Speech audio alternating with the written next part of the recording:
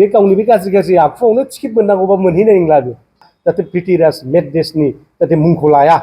candidate बासिनाय समाव जाहाथे बेखौ बिथांमोनाबो जाहाथे गुरुत्व लायो बेखौ जों खावलायो ओंखायनो सोरबा प्रिटिराज देबमेसनि बाथ्रा लानानै जोंनि समाजाव गोनो गोथो लाबोनो नाङा जोङो थिगैनो दङ BSUनि मानाव गेदेर आफादगिरि सोगोमसार ब्रह्म आरो सोगोमसार बसुमतारी आरो जन जुबिदास इस्लारि जोंनि क'क्राझार जिल्ला इउथ BPFनि गाहाय नेहाथारि आरो BSUनि क'क्राझार जिल्लानि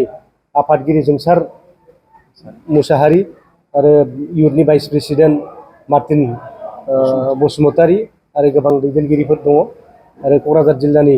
सासे नेहाथारि देरहासार ब्रह्म दिनैहाय बे प्रेस मिट लेंनायनि गुबै थांखियानो जाहैबाय जोंनि डिपुटि चिफ बारग'नाय मानाव गेदेर खाम्फा बरगयारी बिथांखौ साननैसो सिगांनिफ्रायनो प्रिटिराज देबमेस होननाय सासे बेक्तिया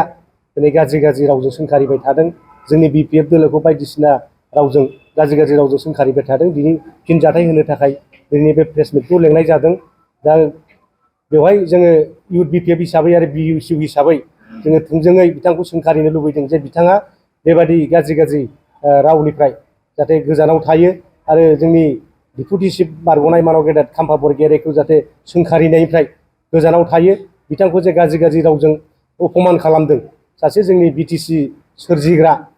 हाग्रामा महिलारि सारजों आगदा आखि थाफानानै BTCखौ दिनै जोनोम होबोनाय बे बिथांखौ गाज्रि गाज्रि रावजों रायबाय थादों आरो गावखौ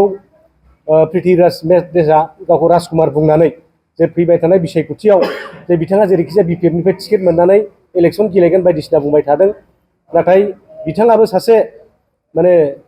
जनसाधारन हिसाबै बा इन्डियान सिटिजेन हिसाबै BPF दोलोआव MP नि थाखाय क'क्राझार नाम्बार 1 ST समस्तिनिफ्राय बिथाङाबो टिकेट बिदों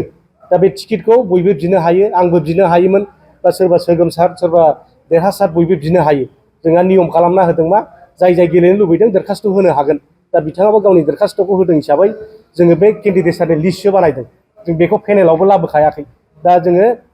बिथाङा गावखौ केन्डिडेट जागोन मागोन होननानै दिनै हाग्रामा सारखौ बायदिसिना बुंनानै खाम्फा बरगयारी सारखौ बायदिसिना बुंनानै बिथांनि जे देहायाव बिथांनि सरित्रआव गाज्रि गाज्रि माने फुनदेरनानै बिथांखौ जाहाथे पाब्लिकफोरजों गाज्रि मोनजाहोनो हायो पाब्लिकफोरनिफ्राय जाहाथे गाज्रि इमेज बानायनो हायो बेखौ बिथाङा खायदा खालामनानै बायदि रोखोम रावजों बिथाङा सोंखारिबाय थादों दा दिनैहाय जों नायबाय थादों जोङो सालिजारि खालामबाय थादों जे जोंनि टप टु बटम BPFआव जोंहा बुथ कमिटिनिफ्राय आराम्भ खालामनानै सेन्ट्रेल कमिटि दं दा बे साफ्रोमबो जोंनि क'क्राझार समस्तिनि वार्कारफोर बा रायजो राजाफोर दिनै रावबो प्रिटिराज मेसदेबनि मुं लायाखै जे बिथांनो टिकेट होयोब्लानो जे BPF दोलोआव माने रावबो भट होआ मा बिदि तृणमूल पर्यायनिफ्राय जों रिपर्ट मोननाय जादों गतिके बिनि नामानो दिनैनि बे पेनेलिस्टआव फैखाया दा गतिके बिथाङा मिथिखादों खोमा हयथ' गावनि नामा फैखानाय नंला लिस्टआव फैखानाय नंला गाव केन्डिडेट सार मोनखानाय नंला बिनिखायनो BPF दोलोखौ मोनसे गाज्रि इमेज बानायलांनानै जाहाथे बे दोलोनिफ्राय गाव आनज्रायलांनो हायो BPF दोलोखौ हाखराव जोख्लायलांनायनि मोनसे परिबेस जाहाथे बे बानायनो हायो बेखौ नाजाबाय थादों बिथाङा आं बिथांखौ खावलायगोन बेबादिनिफ्राय जाहाथे गोजानाव थायो नाथाय बिथांखौ माबोरै पेनेलिस्टआव लाबोनाय जादों पेनेल नङा केन्डिडेट लिस्ट पेनेलिस्टनि खोथा गैया बे दा बयबो होनो हायो जोङो जोंनि मानाव गेदेर BPFनि आफादगिरि हाग्रामा महिलारि सारा बुंदों जे सोर सोर टिकेट बियो दरखास्तखौ होखानांसिगौ आरो बेबादिनो थांनाय कालाइगावआव जानाय 84 CWC सिटिंआव बे दरखास्त गांथामखौ मोननाय जादों जे गांसेया जाहैबाय जोंनिनो बारग' डिपुटि चिफ खाम्फा बरगयारी नैथियाव दं आब' प्रमिला रानी ब्रह्म बारग' मन्त्रि आसाम आरो नैबे प्रिटिराज देबमेसआबो गावनि दरखास्तखौ होफादों हिसाबै बे माने केन्डिडेट एसपायरेन्ट केन्डिडेट हिसाबै बिथांमोननि लिस्टखौ लाबोनाय जादों दा बिथांनि सरित्रनि सायाव जेब्लानाखि जों टिकेट होगोन दा बिनि सायावसो बिनि आखल आखु बिनि सरित्रनि सायाव बिजिरनाय जागोन दा जोंहा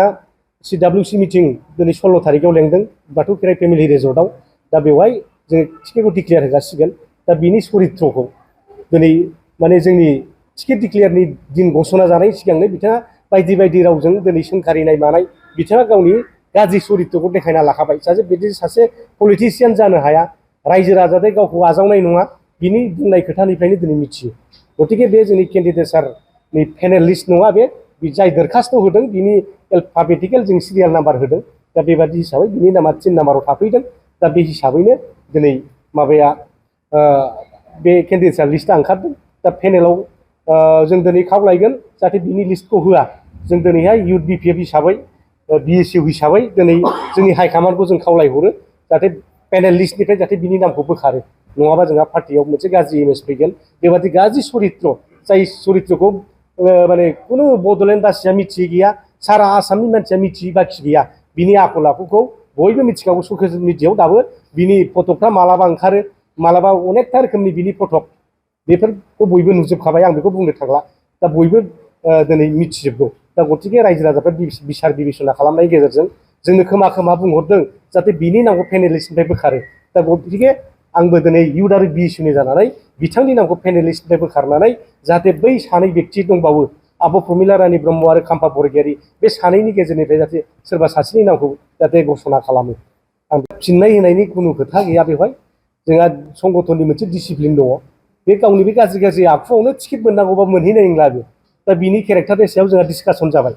दा दिनैहाय एसे आगोलावबो जोंनि गासै 9था सेल दं जोंहा 9था सेलनिफ्राय दिनै बेहाय बेंगलि सेल माइनरिटि सेल हिन्दी भाषी सेल सुत्रधर सेल आदिबासी सेल आरो राभा सेल गोबांथार सेल गासै 9था सेल दङ बे सेलनि गासिबो आफादगिरि गाहाय नेहाथारि बिथांमोना प्रेस मिट खालामबाय जाहाथे बे प्रिटि बिनास डेडमेसनि नामा जाहाथे पेनेलिस्टआव फैनो मोना आरो बिनि नामाव सरसा जानो नाङा टिकेट होनाया दिनै बयबो रिकुवेस्ट खालामदों दा बिनि सायाव हयथ' जोंनि आफादगिरि बा जायफोर माने जोंना बै कोर कमिटि मेम्बार जायफोर टिकेट सेलेक्सन खालामग्रा केन्डिडेट सेलेक्सन खालामग्रा बिथांमोना निस्सय बे बाथ्राखौ सानगोन आरो जोंबो इउथ आरो बिएसइउनिफ्राय बेखौनो खावलायहरदों जाहाथे बिथांमोनहा जोंनि हाइकमान्डआ जाहाथे प्रिटिराज मेट देशनि जाहाथे मुंखौ लाया केन्डिडेट बासिनाय समाव जाहाथे बेखौ बिथांमोनाबो जाहाथे गुरुत्व लायो बेखौ जों खावलायहरदों खावलायनो लुबैदों जोंनि साफ्रोमबो बिटिसि बासि रायजोफोरखौ हारसायानो जा बर'आनो जा बा जेखि जाथियानो जाया रायजो राजाफ्रा गोनो गोथो जानो नाङा जों सासे मोजां व्यक्तिखौनो घोषणा होगोन आसा खालामनानै दङ आरो निस्सय जोंनि हाइकमान्डआ मानिगोन जोंनि जे लुबैनायखौ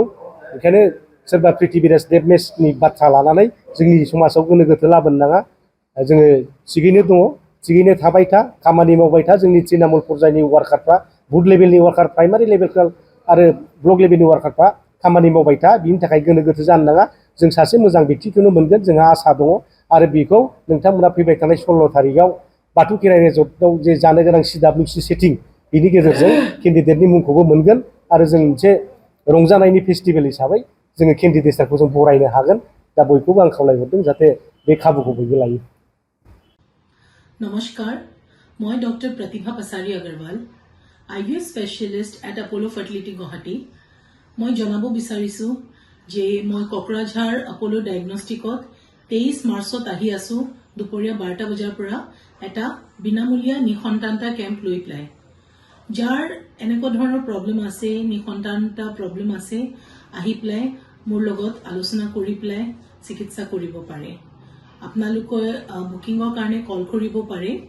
8135834710 নম্বৰত